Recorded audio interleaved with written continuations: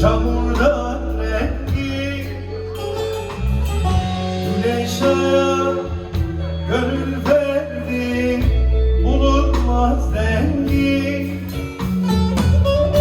Böyle zaman böyle dünya çekilmez derdi. Söyle Murat söyle bilem dardan gülemişem. Böyle zaman, böyle dünya çekilmez derdi. Söyle Murat, söyle bilem dardan gülemişem. Zordan gülemişem. Şahin oldum uçtum dağ başıma, yağmur oldum döndüm gözyaşıma. Serçelere sordum hep boşuna. Senden böyle, senden böyle, senden böyle, senden böyle. Koyma beni öyle bir başına.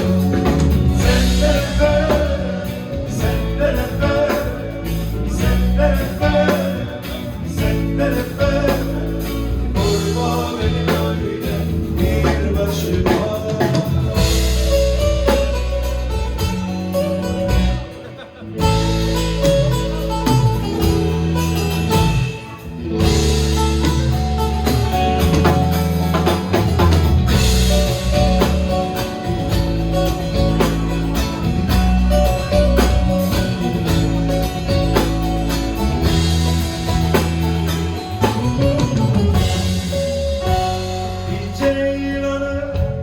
Yavrusuna tüfek tutulmaz.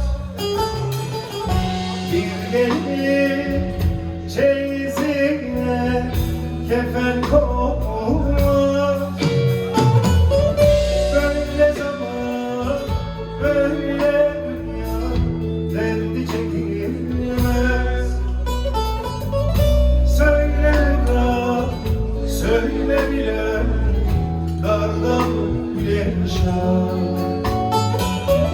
Böyle zaman, böyle dünya derdi çekilmez. Söyle Murat, söyle bilem dardan gülemişem. Zordan gülemişem. Şahin oldum uçtum dağ başına, rüzgar oldum esti dağ taşa. Serçelere sordum hep boşuna. Senden böyle, senden böyle, senden böyle, senden böyle. Koyma beni böyle bir başına. Senden böyle, senden böyle, senden böyle, senden böyle. Koyma beni böyle bir başına. Senden böyle, senden böyle, senden böyle, senden böyle. Koyma beni böyle